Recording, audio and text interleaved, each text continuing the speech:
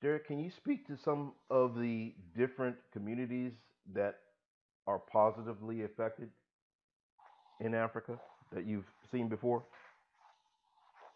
Well, just to give you guys just that Mozambique area, it's by the Chokwe area. There's three villages in that area.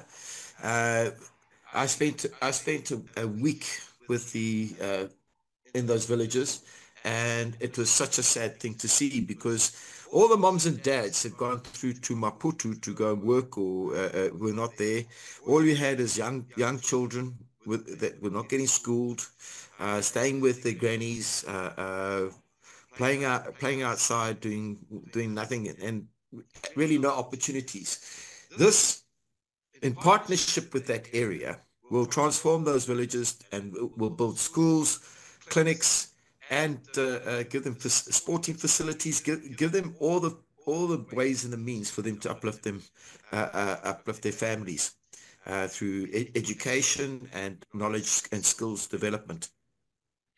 This, because of the profits attained by growing Polonia, it offers such a great opportunity for Africa in itself. It's all about community development, and that's the way we have structured our business.